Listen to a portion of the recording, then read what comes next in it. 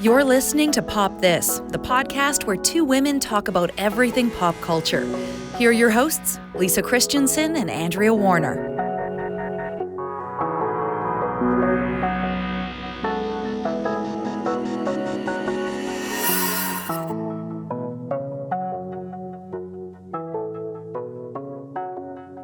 I think I was down to my last can of what I call pandemic beans. Back in March, when our situation began, and we all went off to the grocery store, and except for AG there, who already is stocking up for the apocalypse on a preemptive basis. AG full prepper before full pandemic prepper even there. happened. Yep.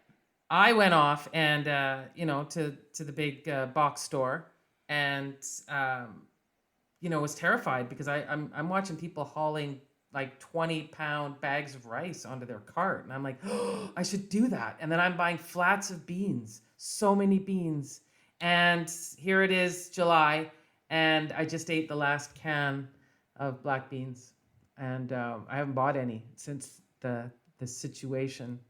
I don't know what are we calling it? Are we just calling it pandemic, lockdown, quarantine? I mean, it's still a pandemic. So it's still, we're there, right? We're even still in first wave, whatever. Yeah, I would certainly say that we are nowhere near post-pandemic at all. No, nowhere near. So I'm trying to decide, do I go back and just sort of stock up on the bean situation again, like I did, just to be safe? Or do I just go back to my regular habits, which were, 1 or 2 cans, go for a shop? Like, what's everyone doing? We've got a rolling inventory. Okay. Yeah. So, in our household, so when it starts to go down, you just replenish it? Correct. Yeah, yes. It's the kitchen manager, food manager it's their job to make sure that expired food is eaten and new food is brought in, and we have a constant maybe 2 to 3 month supply. Of what? 2 to 3 months supply of what? Of just food in general. Yeah. Okay. Like trying not to eat only black beans for 2 to 3 months straight. Well, there are other. I had some pinto, chick. Oh yeah, so totally kidney, a varied white and diet red. then. Yeah, so I had a lot, but I just now noticed that was the last can, and I did feel a pang. You guys are so responsible, and this is how I know that We'll be raiding our homes when it all goes down. Yeah, I'll be like coming and pleading for you to take care of me, if really like stuff does go super sideways, because like my big concerns were really like, do I have enough Haribo? Like it was just like, okay, what's my gummy bear level? Like I have 7 bottles of wine, and I have never touched a can of beans because I don't really like them that much. So I have I'll definitely die. If we get into a real post-apocalyptic sort of scenario.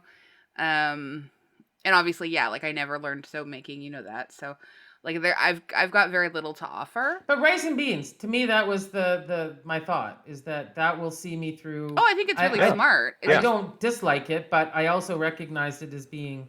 If you want to survive a pandemic, rice and beans, great. If you want to thrive through a pandemic, then you got to check with Andrea Gin and her 2 to 3 month supply of potato chips, especially import potato chips from the United States. What, are you planning a cocktail party during the end days or something? No, she just has to have the right kinds of salty snacks to sustain her. That's really smart. Okay, yeah. That's very. And very we've smart. been, now that it's fruit picking season, we've been processing, so we have lots of jam and frozen fruit. Our freezer is full of strawberries and blueberries and blackberries. All right. Amazing. How big do you have a deep freeze? We do. We inherited one from Andrea's sister. We got a chest freezer, But it's one of those that you can't see the bottom. You never see the bottom. And so it's terrifying to me that at the bottom is things that I haven't seen in bodies. 6 months. That's generally where people hide bodies. But AG can probably crawl inside it and just like tear itself out, right? Like that's like she, as the kitchen manager, has to crawl inside the freezer, dig out the stuff in the bottom, bring it to the top, and then like replace it, right? That's You've always the misread ominous the situation. scene. She's the overseer. I am the kitchen manager. Oh, I'm sorry. Yeah, I'm so I sorry, manage. Joe. Yeah. I assumed that AG was just the manager of all of it. But you're right, overseer. She's like she's the project executive manager. Yeah, the executive, and like, okay, I get it. That makes sense. In every movie I've seen, though, just saying that if somebody is missing, the police will go into the garage and they will see the deep freeze pushed over against the wall. For sure. And that's your sign. Yeah. Right? Yeah. Once you get through the blackberries, the raspberries. We have a half chest freezer. It would take a lot of gruesome dissection to fit a body in there. I was actually just so just so we can.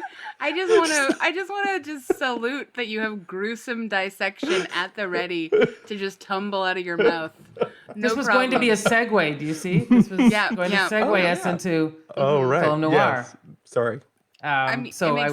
That's usually Andrea's job. She finds the segue, but I just all of a sudden there it was, and I thought. And I stepped all over it with my gruesome dissection. You hacked it up into pieces, and then you Tetris it. Look, yeah, Joe, you don't have to be the femme fatale of this particular quadrant noir sort of discussion. Yeah. You don't have to be like elegant about it. You can be the detective that sort of like steps in the body parts, and then we have to solve the case around you.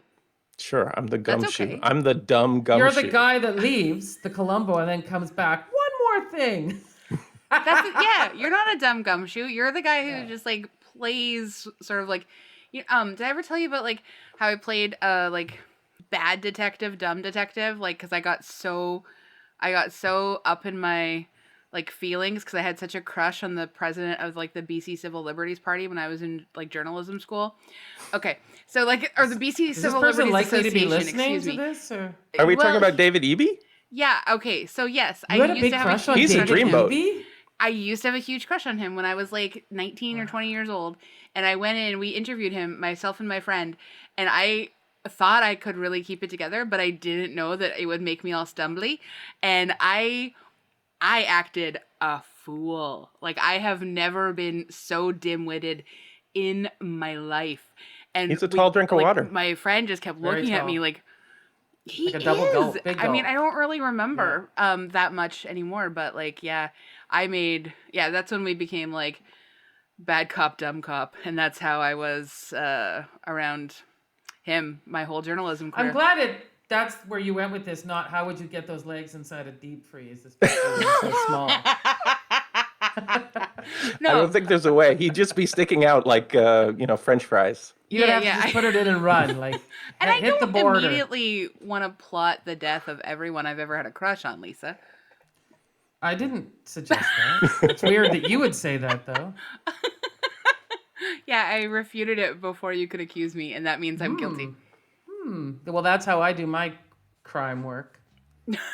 Just get me to say it first, because I'm the dumb one. I'll just stand there, and then finally you'll go, yeah, I killed him. And I'll go, wow, I didn't even say anything. And you'll go, I can't stand an awkward silence. I had to fill it. It's actually true. I really do hate an awkward silence.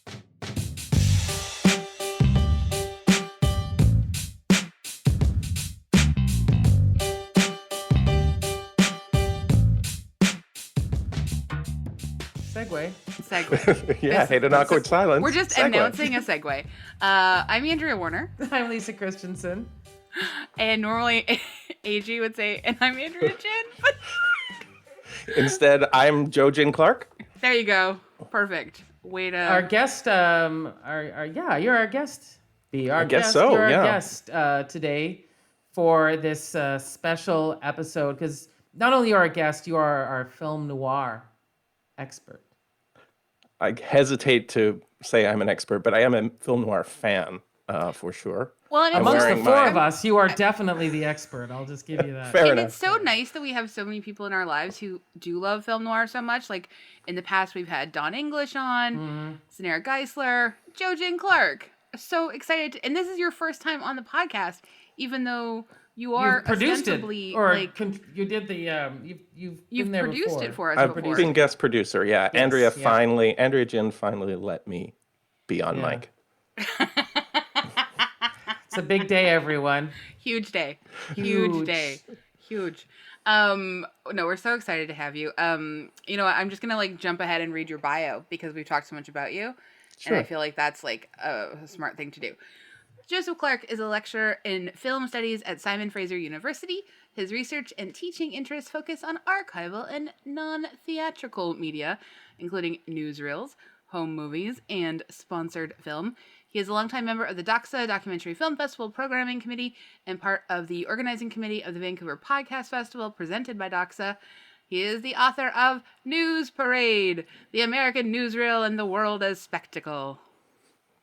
All of that is correct. Well, we're starting off well then. That's good. Yeah, congratulations on your new book, by the way. Oh, thanks. Yes, congratulations. Yeah. We've chosen this movie because we love film noir. It's considered the first film in the genre to be directed by a woman. And props to the Cinematheque in Vancouver, who programs film noir every August and screened The Hitch-Hiker last summer. And also featured Ida Lupino on their t-shirt. Ida Lupino, who directed the film. And Joe's wearing the shirt right now. And we just had a look at Ida. We just had a look at it. Yeah. A peek at Ida. As podcasting is a very visual medium, all of you know that we just looked at Joe wearing this shirt. Lisa, do you want to read the background? I do. Yes, that is exactly what I want to do. Hold on a minute here. Okay. The Hitch-Hiker is a 1953 film noir directed by Ida Lupino about two fishing buddies who pick up a mysterious hitchhiker during a trip to Mexico. Inspired by the crime spree of the psychopathic murderer Billy Cook, the screenplay was written by Robert L. Joseph Lupino and her former husband, Collier Young, based on a story by Daniel Mainwaring, who did not receive a screen credit due to him being Hollywood blacklisted. The Hitchhiker is regarded as the first American mainstream film noir directed by a woman and was selected in 1998 for preservation in the United States National Film Registry as being culturally, historically, or aesthetically significant. The film is in the public domain, which means you can do like I did and just watch it on YouTube or various places, actually. Yeah, it's available to stream lots and lots of places. Amazon Prime. One of the programs that you can stream a bunch of stuff through the library. I can't remember what it's called. Canopy? It's on Canopy, I think. Canopy. There you go. Yeah. Yeah. So lots of different places. So that's pretty cool. I will just say that if you get the chance to see it in a theater, because Andrea Gin and I managed to see it at the Cinematheque last year, and the thing that stands out is the cinematography. And Lisa, you were mentioning before we started recording the nighttime photography. It looks so great on a big screen. It's like the lighting is really vivid. Good. Yeah. And so if people get a chance, if it shows, somewhere on a big screen, and there are opportunities someday in the future to go see movies on the big screen, I'd highly recommend seeing it in a movie theater. It's worth it. Yeah. The version on Prime is pretty good. It's like a decent transfer, but yeah. I'll just give a quick synopsis. So Roy and Gilbert are two ordinary guys, good friends, and unremarkable in every way, on a fishing trip to Mexico. On the way, they pick up a hitchhiker whose car has apparently broken down, but of course, it's never that easy. The hitchhiker, Emmett Myers, turns out to be a serial killer who has left a trail of death behind him as he flees across the border. With the authorities on both sides of the border hot on his trail, Emmett holds Roy and Gilbert at gunpoint to help him evade capture. And that synopsis is from Sci-Fi. I think this is a reasonable synopsis. I think that's fair, because it's actually a very short film. It's only 73 minutes. Yeah, it's very, very, it's quick and dirty. Well, it is kind of dirty. Well, it's what you would call back then a B movie, because typically Hollywood movies were either feature films or B movies, and feature films were the longer films, and they had big stars in them, and they were the ones that got the promotion.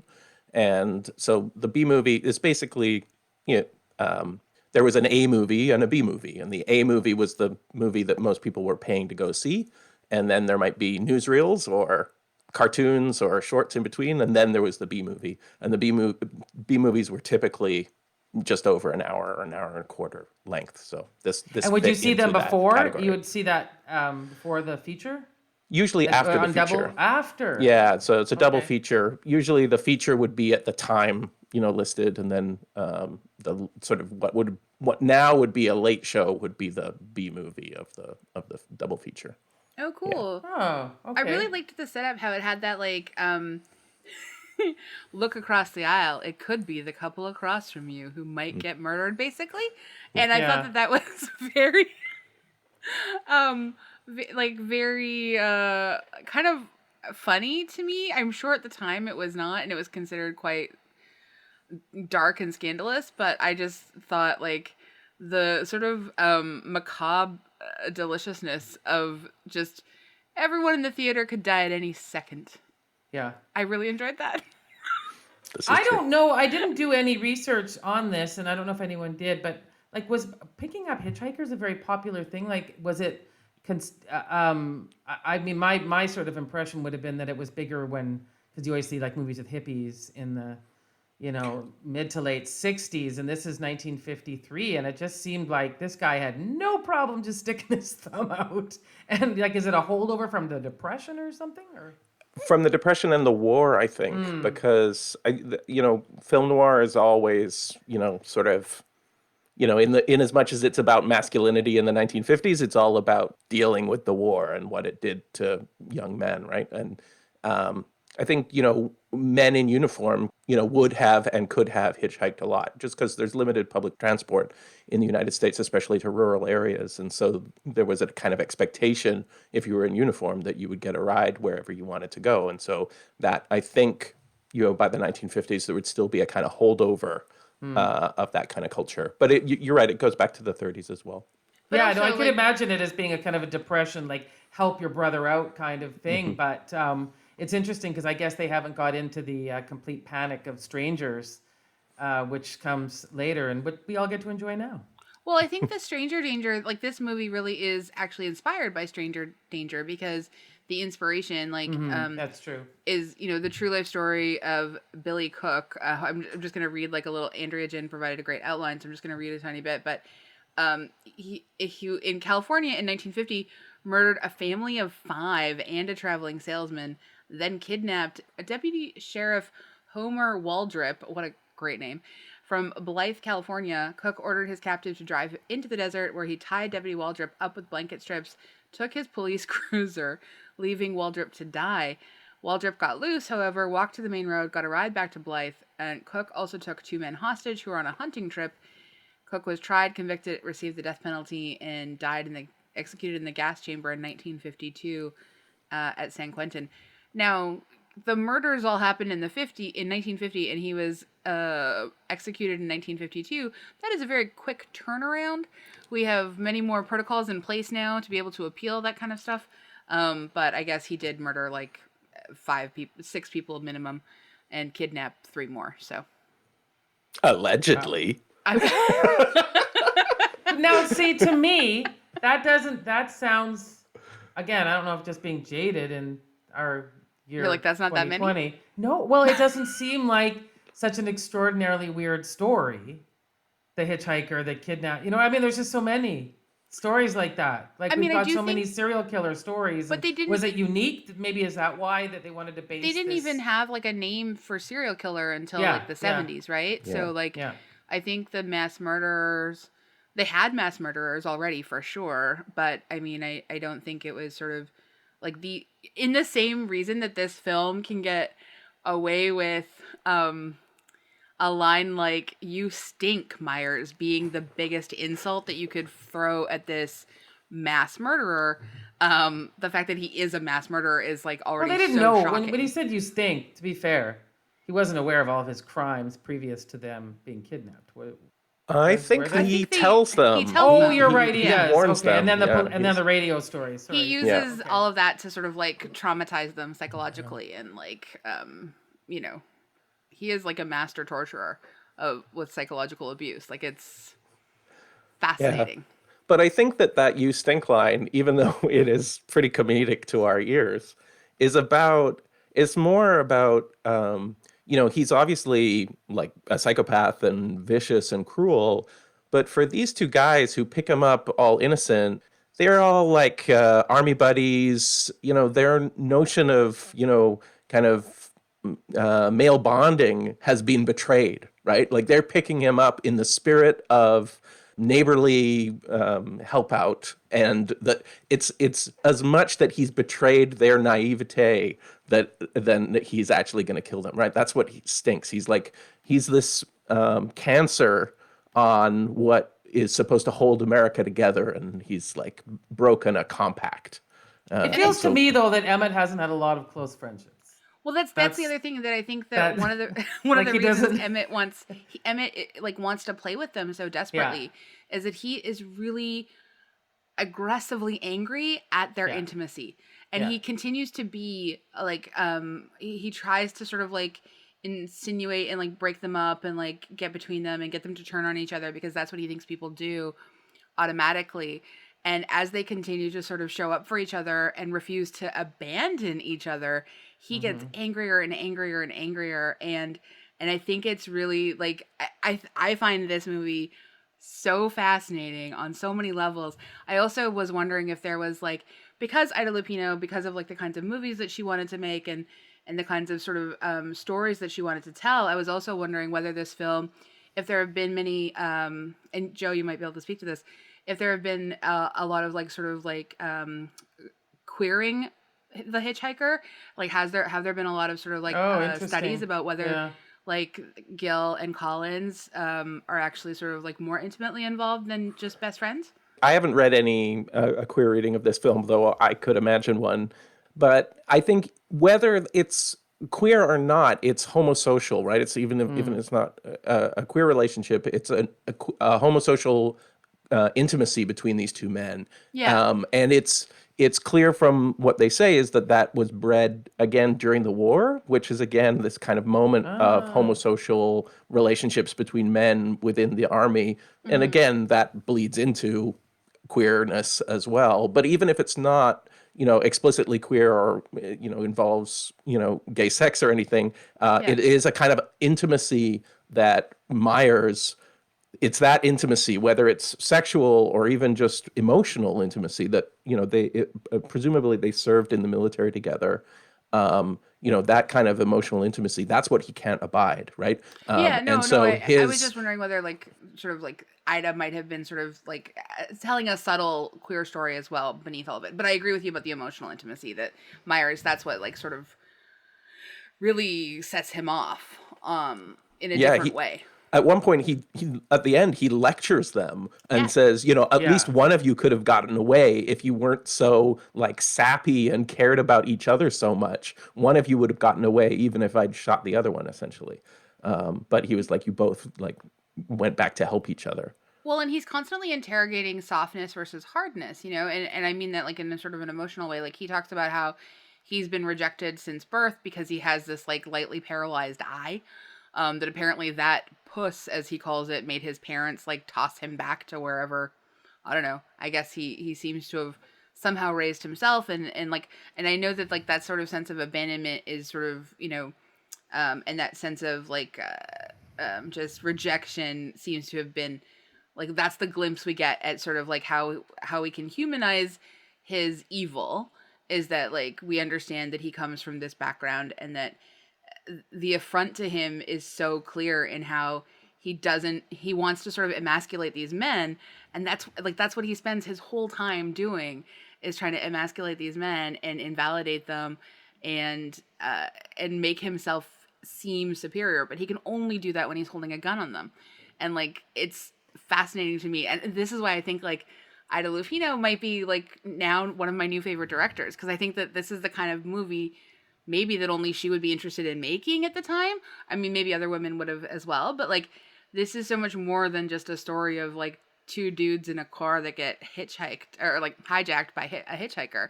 Like this is really such a interesting study in masculinity and so many different shades of masculinity. What I was really thinking a lot about too is that obviously it's 1953, so some of those dated things you look at are like driving around in the most like massive cars and through the desert, which just looked extremely impractical. And their outfits had a certain look to them. But what was fascinating to me was that Emmett or Myers is so that kind of personality continues on today. He would be like what I would be thinking as a Trump voter. He was very bitter, angry, racist. As you said, the homophobic. He was petty. He was making himself to be the victim all the time. And I have to say, I don't know what Ida was searching for, and I don't know what everyone brought to their parts, but for me, I've never like been so loathsome to the serial killer in a movie where I actually was just so bored and hated him. Like, it was a weird feeling. Usually there's a kind of fear or terror to these people. And I was just like pinching my nose, like you are the worst person I've ever seen in a movie. Like, it was, do you know what I'm saying? Yeah, he's irredeemable, right? He's not, we're so used to now having, our villains have some kind of backstory that humanizes them, lets us understand. Whereas here, I mean, you were talking about his disability, Andrea, and I think what's interesting is the way that that disability is framed. It's not the disability that makes him evil. It's the response from society, which is actually, when you think about it, a pretty kind of progressive way of representing that. But it's still like, that is kind of a, just a moment. Other than that, he's pretty two-dimensionally kind of cruel and manipulative. There's never a moment where we sympathize with him, not once. Even when he's talking, even when he's talking about that. And that's, from even in, in a Marvel superhero movie, we have that kind of moment where we're supposed to kind of understand why the Green Goblin is so mad at the world, the Joker would be a kind of quintessential example of this, a movie that's entirely designed to kind of make us humanize evil. But in this movie, we're not asked to sympathize with Myers at all. With the part where he keeps saying, speak American. Yeah. Right? And stop speaking Mexican. And starts, I thought that was something I hadn't really, I don't know if I would have been as in tune to it as like right now, just seeing that. Well, it also fits into a whole genre of border films. There's a lot of films, made about the border,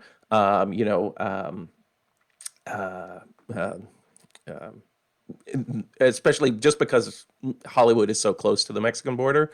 But, historically, there's all these movies about crossing the border and engaging with Mexico as this kind of other to, America. What's interesting is the way this film flips that on its head, really, because, I think that all in all, it's representation of the Mexican people, certainly the Mexican police, who are pretty on the ball, track him down, they figure it out. It's actually a pretty interesting, representation of Mexico from that point of view, where normally Mexico would be pathologized and seen as kind of the dark side or the flip side of a kind of Hollywood glamour. Here,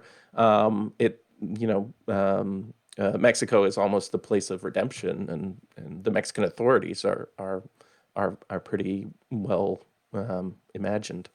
Well, and it looks like the police operation was a success. They were, doing those lying radio reports to make him think that they weren't on to him. Like they ran a good operation there. It seemed, well, I mean, the ending was basically luck on their part to catch him, that our guy sees the wanted poster. Yeah. Mm-hmm. Yeah. So, I mean, that definitely wasn't the police work, but they put up the poster. I mean, they did. You're right. No, they were doing a great job. I like our killer guy thinking if I swap the clothes that, oh, wow, you're a real mastermind here. He is not the smartest. I mean, I actually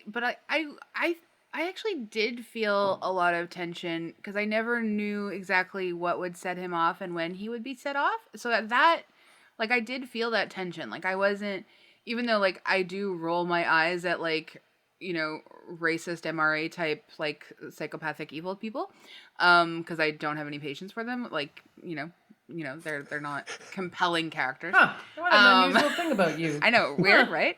But I did think that this character, like, and maybe it's just the way that, like, Lupino shot it, but, like, I was kind of always waiting to see if he would suddenly lose it on someone, because I felt like the actor did a good job of conveying that sort of, like, hair trigger temper, like, because we don't really understand what has motivated him. Like, we don't really know much about we don't know if he's coming from, like, he's just literally always murdered a ton of people. Like, we don't know what has set off this particular sort of, like, hitchhiking bloodbath crime spree. Like, we have no clue. We don't have any information about it.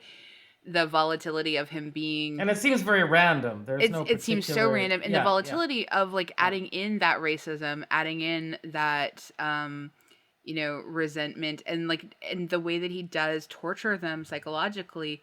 Like, honestly, the shooting scene where he's, like, blowing the cans. Oh, gosh. That was great. That was just, like, that honestly actually, like, was, I think, my, the part where I held my breath the longest. And I thought it was so well done. And I think it's because, like, the interactions between the three of them.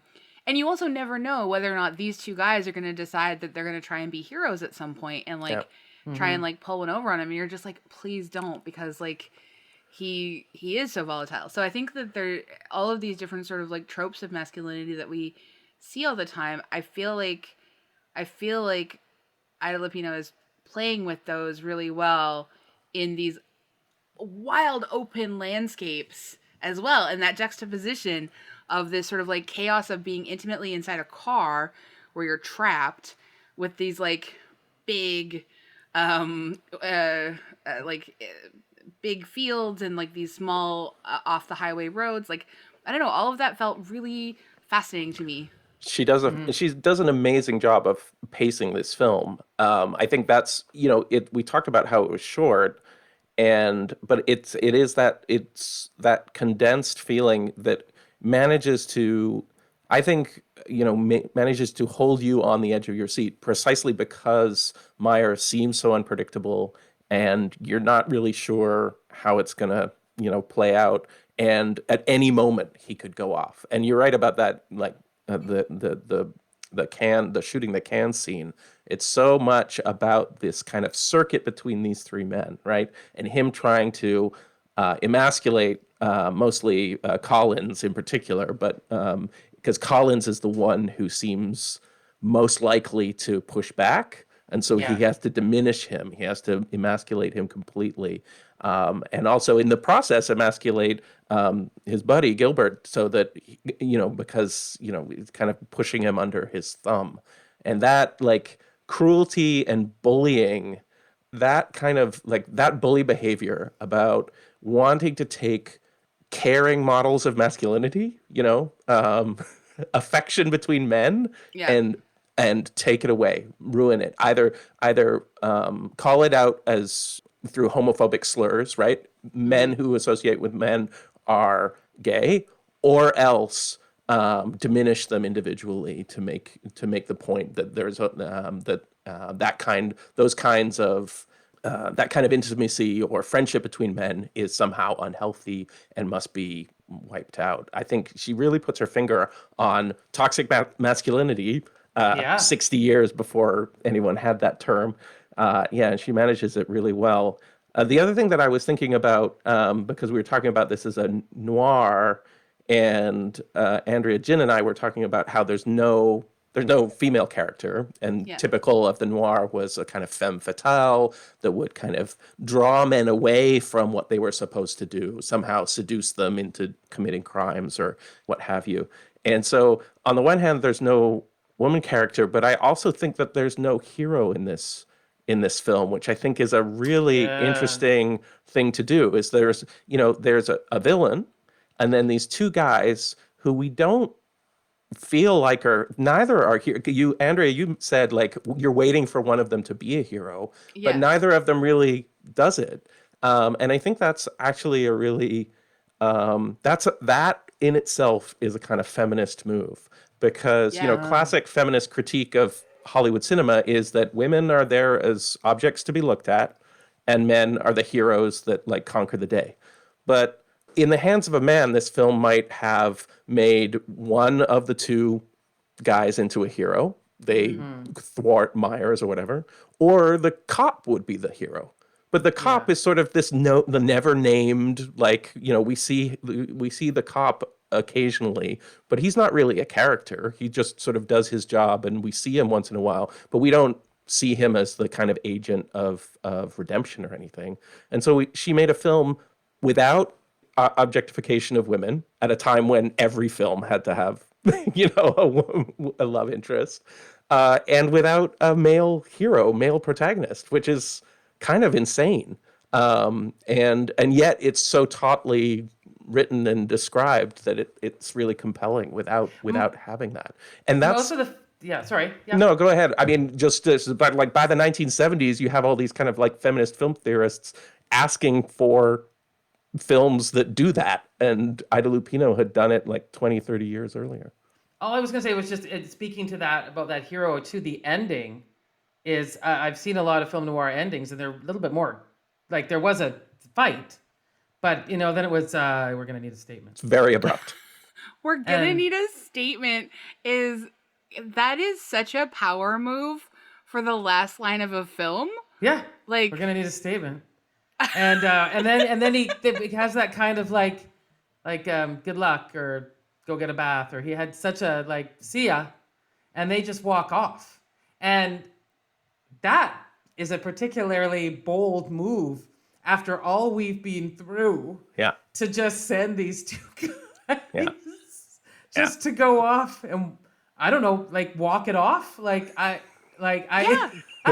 mean, presumably you were saying like maybe if it was a longer film, we would have learned more about their war experience. And so perhaps that's why they were able to be like, there was definitely, you could feel that Gil was the more in control of his emotions and more forward kind of thinking like, I've got an idea for later. Whereas Roy was a lot more volatile. Like, got to get out of here. He was crying and screaming at the airplane. And Gil was almost able to soothe him. Yeah. Which I thought was really lovely. So they had that, as you said, that intimacy, that dynamic already between each other. And so when you just get to the end, it just felt so like, I guess we've been here before, bud. It was, there we were, and I don't know, and in Paris, and, who knew what was going to happen then? I don't know, right? Like, it was odd. It's sort of interesting because Gil, I find, like, he's the one that we end up knowing the most about. Like, he's got a wife. He's got at least one kid, if not more than one. And he speaks Spanish. Then when he has that really lovely moment in the store with the little girl. And he's obviously, like, so... Like, and I think that this is sort of like another interesting layer to the film. He's more in control maybe because he has more to live for. And Collins, we don't know anything about what Collins has to live for other than like he took his buddy to Mexico instead of them going fishing in the mountains where they were supposed to be. He seems more interested in reliving their glory days to a certain extent. And so I think like there's a lot of subtle work that, I mean, is either beautiful subtlety or just like a function of a B film, maybe. Either way, because it's just like it's got to be short and we don't have time to get into all this stuff. No, because we don't really find out. There were no heart-to-heart conversations in the car. But like we don't find out why they lied to his wife, and we don't actually, like, we don't really know. That's why I was wondering about like a possible queer reading. But like even regardless of that, like there's a lot of stuff that is unsaid, which is why that sort of like ending where like there's like it's over because Myers is apprehended. But we have nothing about like what this is doing to Gil and Collins going forward. No. But I think that's kind of, I mean, it is abrupt, and I totally remember the first time I saw it when Andrea and I saw it in the movie theater. That feeling of the abruptness of the ending was really, because in the movie theater, like the lights come up, it's over, like it really felt abrupt. Yeah, for sure. So I definitely felt that. But I think that what it draws attention to is that it's like a character study. Even though we don't find out about them, there's this kind of dynamic.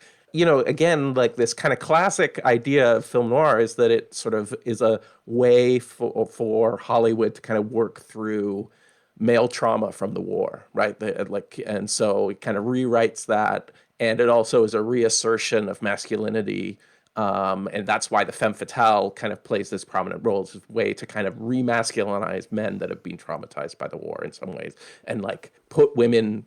This is a kind of very pat explanation, but a way to put women back into the kitchen and sort of, pathologize women who are strong. Because they left when everyone was at the war and they just forgot they had to go back. Yeah, exactly. Yeah. But like the femme fatale represents the kind of woman who's straight and like, problematic women. And, this is a way of disciplining them back.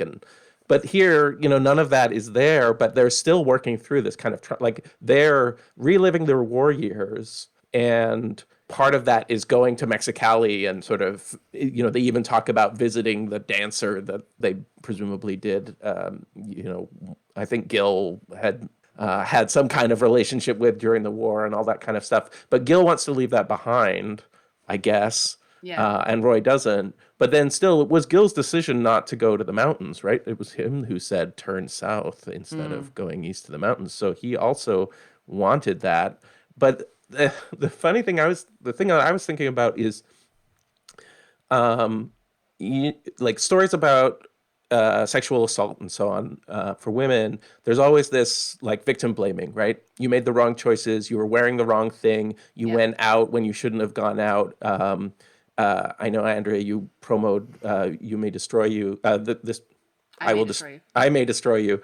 And there's that amazing, stunning scene in there where the good guy victim blames her for her sexual assault because she allowed her drink to be spiked or whatever. Yeah. But here we have these two guys who break all the rules. They pick up a hitchhiker. They go exactly where they told their wives they weren't going to go, or they don't go where they're supposed to go. All the things you're not supposed to do. But the film doesn't judge them for being the victims of a crime. That they're innocent victims of this crime, and Myers is the evil one. They're never presented as being blamed for.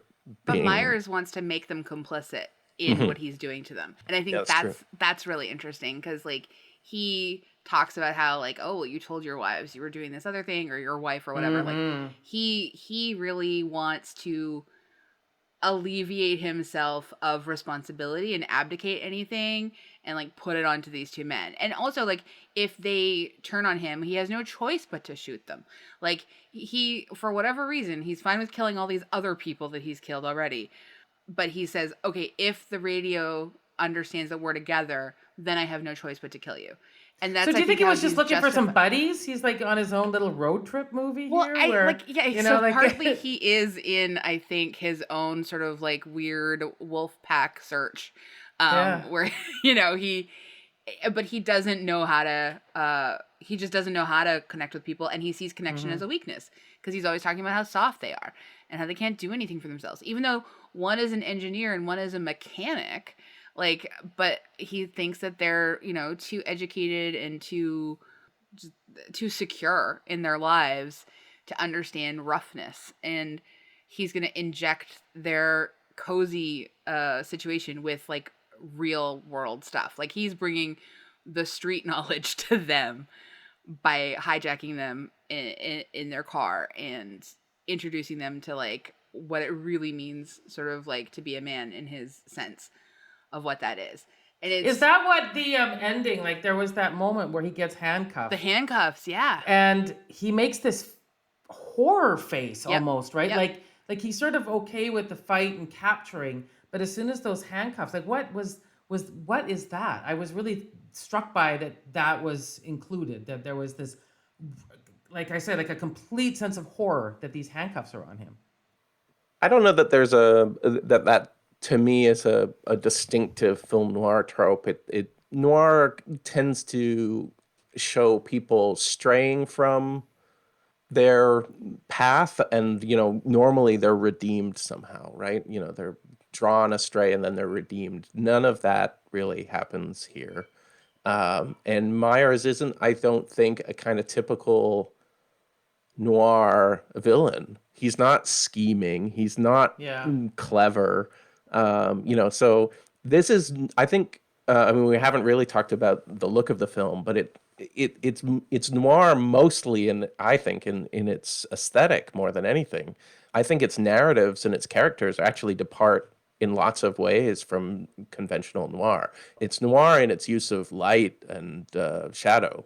It's like really those night shots are so amazing. There's like we keep going back to that scene in the shot in the car where there's the two guys in the front and Myers in the back, And in those nighttime shots, Myers is lit bright, like he has this bright light, and there's no way to explain that light from within, like, because it's like coming from within the car, because it's not illuminate the two guys in the front seat, but there he is in the back seat, lit really brightly, and it makes him look terrifying, like a demon.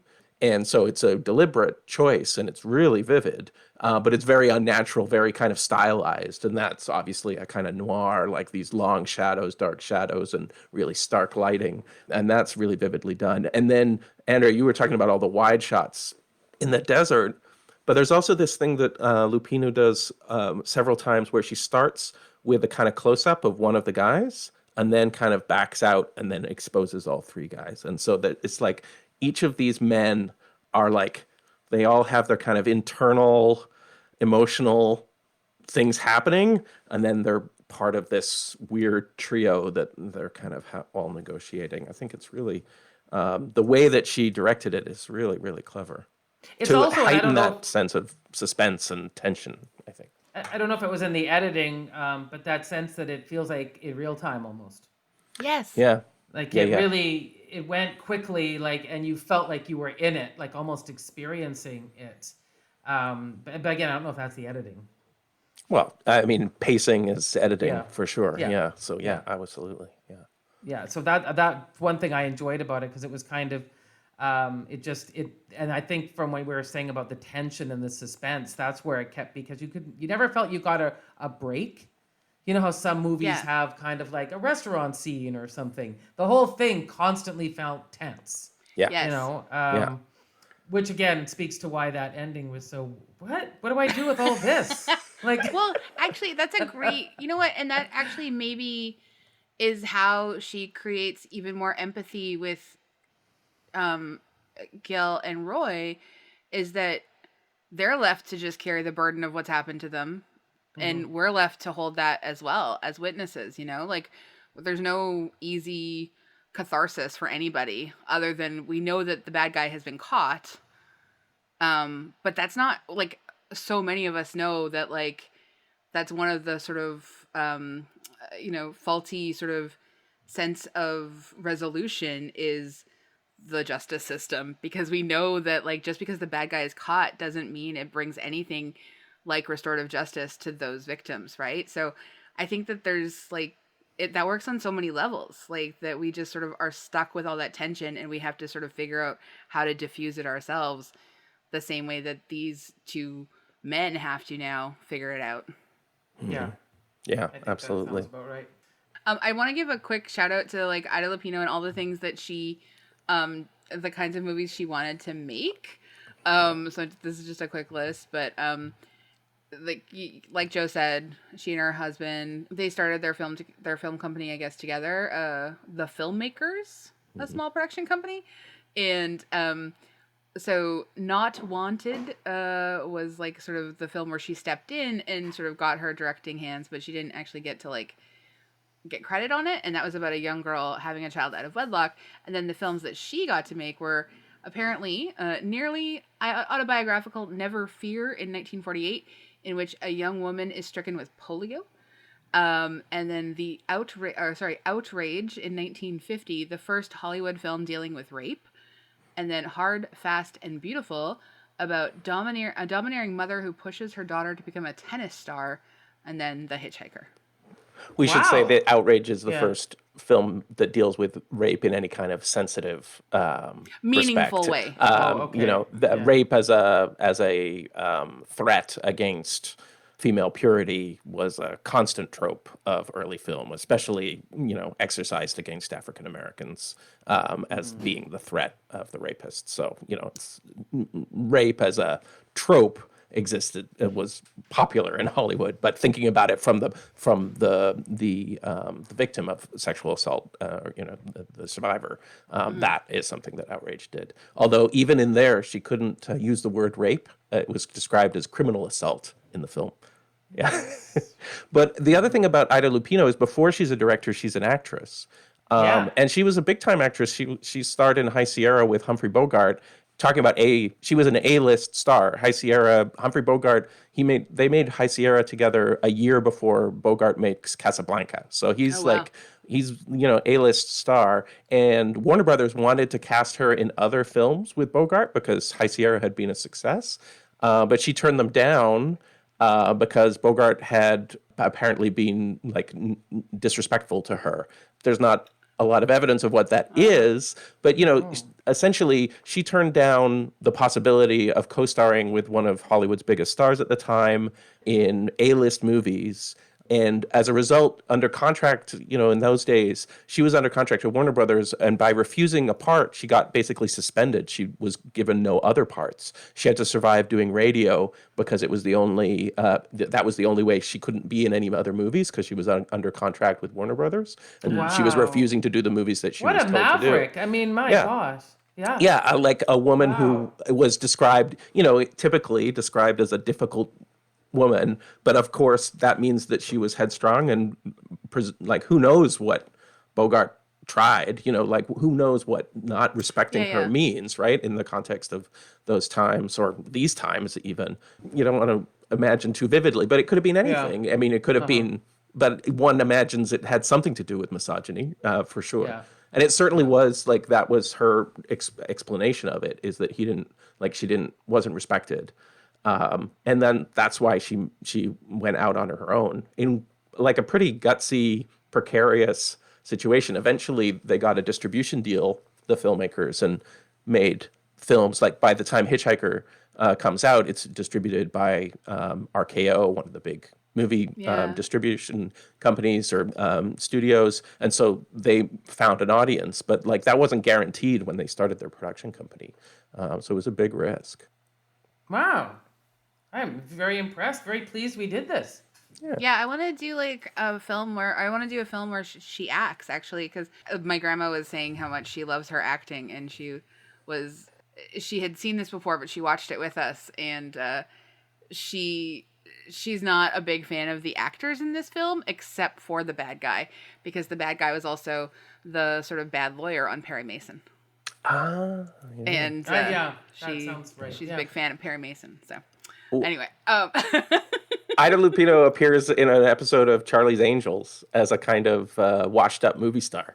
Cool. The original Charlie's Angels series. Yeah, so she continued to act even though she was directing, and she was directing for TV throughout the 50s and 60s. She still had guest star kind of roles and stuff.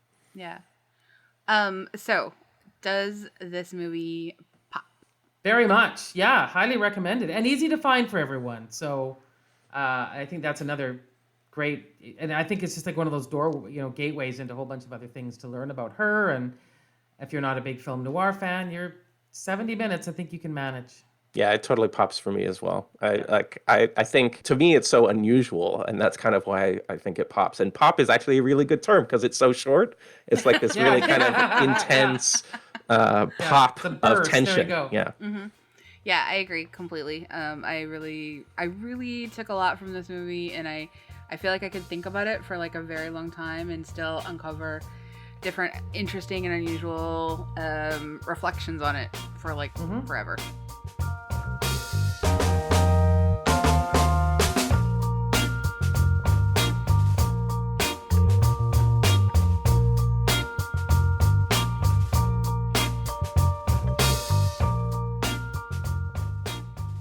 Thank you so much, Joe, for joining us. Thank you, Joe. We love to get our recommendations out here at the end of stuff we're liking and enjoying right now. So you want to go first as our guest? Oh, sure.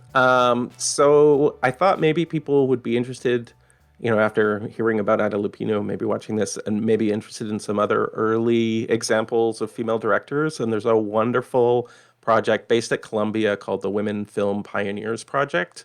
They have a website, wfpp.columbia.edu, and there are biographies of dozens, maybe hundreds of women who worked.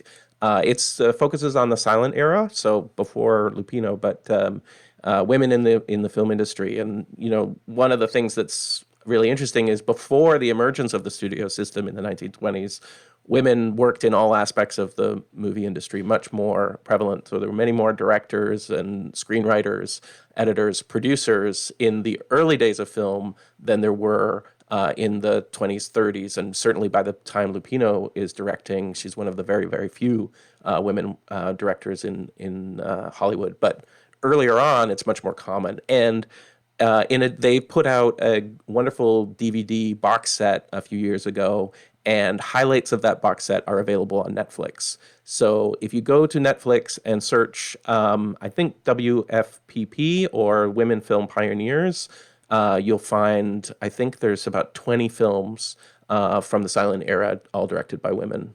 Some great films. Yeah. Fantastic. Cool. Very cool. Yeah. Thank you so much. Lisa, what's up with you? What do you want to talk about? Yeah, I'm going to take things down quite a few notches here. So there is a series, I'm sure I've talked about it before, called Norseman, which is this Norwegian comedy about Vikings, which kind of has a feel like The Office, because there's a kind of it's difficult to work with people when you're trying to run a Viking village and all the weird things that are going on with the slaves and other people. Anyway, season 3 just came out this week. Which I understand is a prequel to the other 2, which is funny because I don't know if they thought that the first 2 seasons would be so successful, so they killed off some really great characters.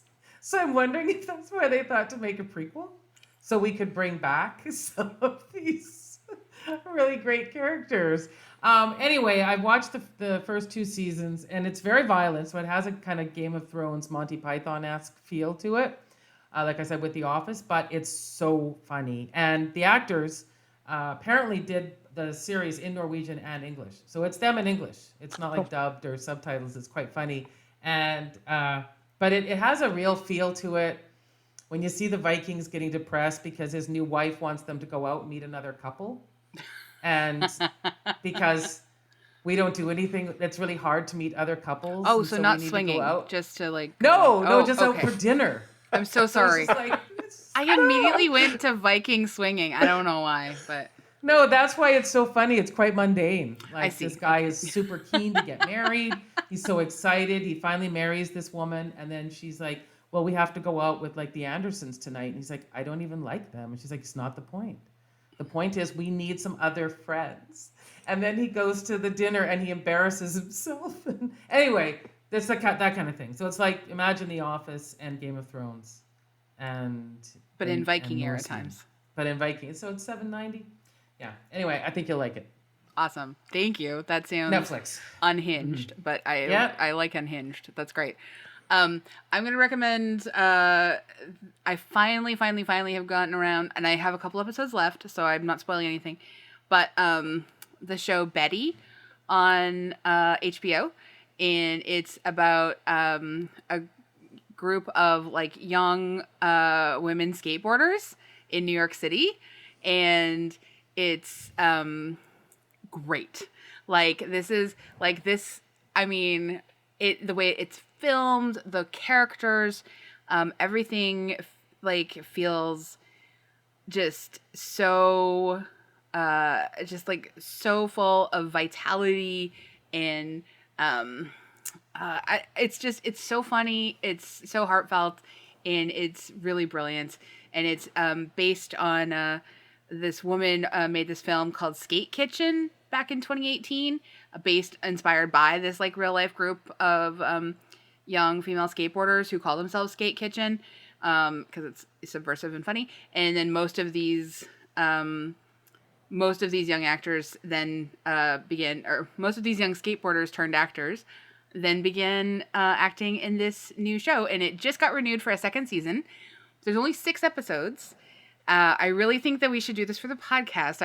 Where did you find it again? On HBO Crave. HBO, okay, yeah. Crave. Okay. Okay. I really think we should do this for the podcast. It's so good. And like some of the characters are just like people you've never seen before. Obviously, all of them are really young. So like definitely I feel 100 years old. But I also really appreciate that it's in this vernacular that and they're showing us this world that I have no personal familiarity with other than the experience of being, one of the only women in the room at so many different things in my life. And so that's like sort of how that's like sort of the entry point for so many of us. But then you're in this like world of skateboarding with like these 20-year-old young women, and it's great. Perfect. That's a lot to watch. Thank Sounds you. great. Yeah. And just an update on last week's episode when you challenged us to watch I May Destroy You. Oh, yeah. And see one of the wildest sex scenes of all time. I don't want to give it away. Yeah. But you texted me immediately. On the floor. I texted you immediately.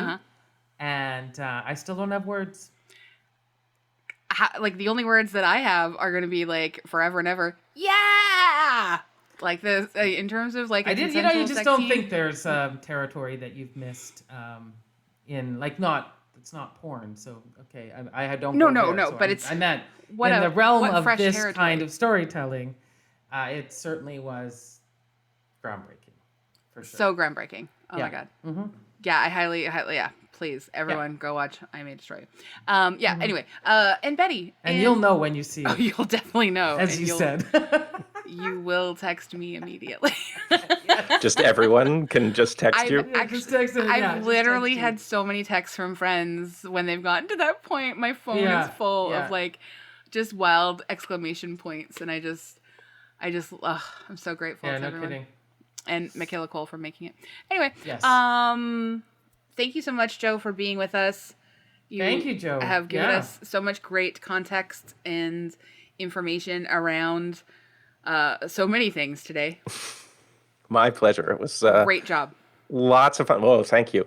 It was lots of fun. I'm a big fan of the show. Long-time listener, first time caller.